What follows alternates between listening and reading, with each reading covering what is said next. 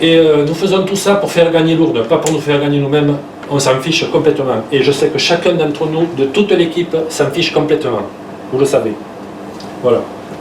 Nous avons surtout travaillé en transversalité, c'est-à-dire que tous en commun, chacun portait un dossier effectivement, mais les autres savaient de quoi ça parlait. On n'est pas en pyramidal, nous travaillons en transversal, et c'est comme ça, et c'est ça l'esprit d'équipe.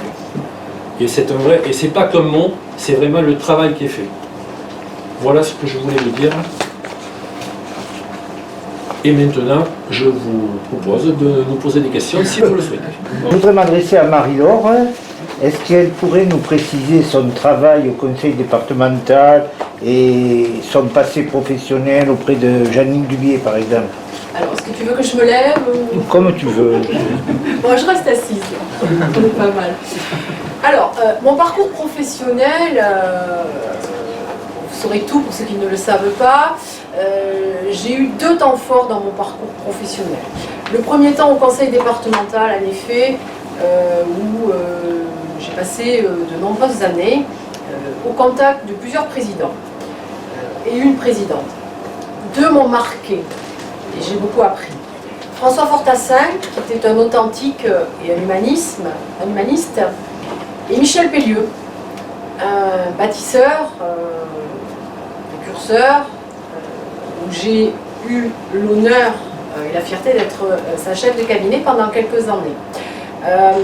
Ces missions au conseil départemental où je suis rentrée contractuelle et j'ai passé tous les concours, donc je connais effectivement très bien la fonction publique territoriale et j'ai envie de donner une image, les tiroirs dans un bureau, ben, je suis rentrée au tiroir d'en bas, j'ai passé tous les concours pour arriver au tiroir d'en haut, mais je sais ce que peuvent penser les agents et quel est le travail à dans différentes catégories de la fonction publique territoriale. Donc ces missions que j'ai pu exercer dans différents services ont renforcé mon empathie aux autres, la rigueur, le travail d'équipe, le management. Ça c'est pour la première partie au conseil départemental. Après j'ai eu un autre temps fort avec Janine Dubié, notre députée, que je remercie aussi de m'avoir donné toute sa confiance, où j'étais son attachée parlementaire pendant plusieurs années. Donc effectivement, je connais bien Lourdes et les problématiques des Lourdais, puisqu'une des multiples facettes du rôle d'un attaché parlementaire, c'est le social. Donc j'ai aidé beaucoup de familles, de personnes, puisque je faisais des permanences à la mairie de Lourdes, et j'en recevais aussi ou chez eux, ou à la permanence à Tarbes. Voilà les 2 temps forts qui ont fait la personne, je crois, que je suis à ce jour. Effectivement, je suis administrative, mais j'ai eu envie de m'engager dans la vie publique, et avec une personne comme Sylvain, et avec une équipe comme la nôtre. Et je voulais juste rajouter un petit mot, si j'ai répondu à la question. J'ai toujours eu la chance de travailler avec des élus dans la simplicité et dans l'intérêt général. Pour moi, c'est très important. Voilà.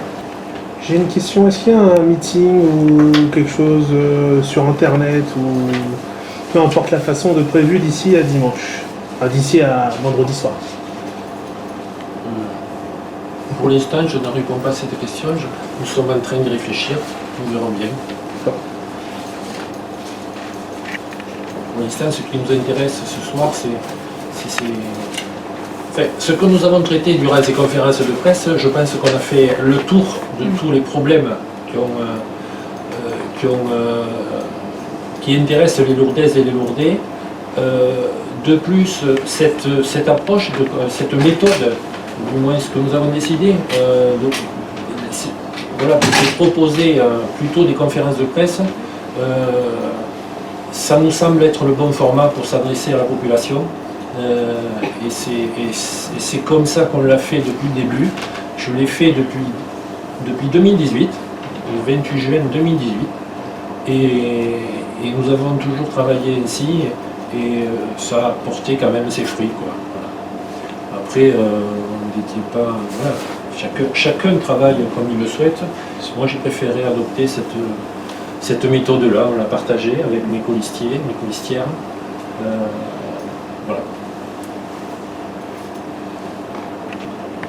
Marie-Christine, oui, j'ai une question pour toi. Est-ce que ça te gêne pas d'être dans une liste pilotée par Sylvain Perretto, dont on dit qu'il est critiqué par la Chambre régionale des comptes? Ah oui, le fameux rapport de la Chambre régionale des comptes. Alors, de par mon activité professionnelle, je m'intéresse beaucoup au rapport des chambres régionales des comptes et également de la Cour des comptes.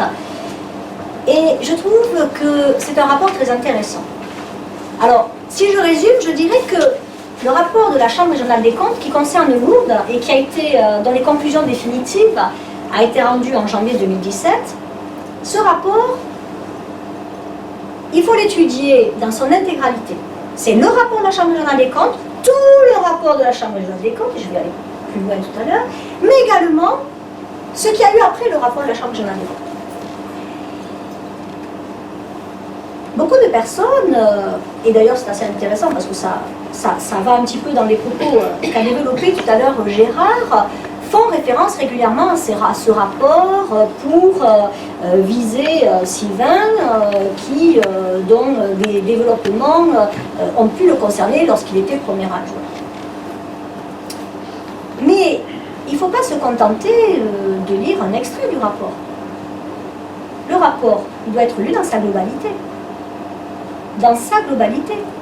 Parce que, et là je vais utiliser deux citations.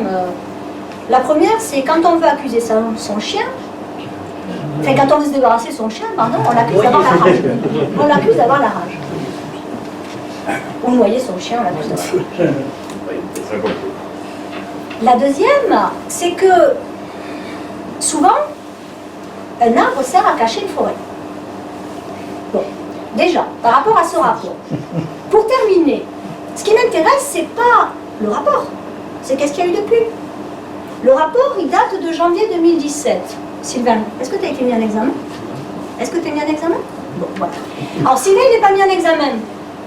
Même une personne mise en examen, déjà bénéficie de la présomption d'innocence. Mais, d'ailleurs, je l'ai lu dans ton site, Sylvain, il n'est même pas mis en examen. Et ce rapport, il date de janvier 2017. Nous sommes en quelle année? En juin 2020. Le 28 juin 2020, bientôt. Donc, moi, ça ne me pose aucun problème. Je l'ai très bien étudié, ce rapport. Et je l'ai bien étudié avant de m'engager aux côtés de Sylvain. Et ce rapport ne me pose pas de difficulté pour m'engager aux côtés de Sylvain. Parce qu'il n'y a rien eu depuis. Et que s'il devait y avoir des choses, mais ce qui n'est pas le cas, et qui, à mon avis, ne le sera pas,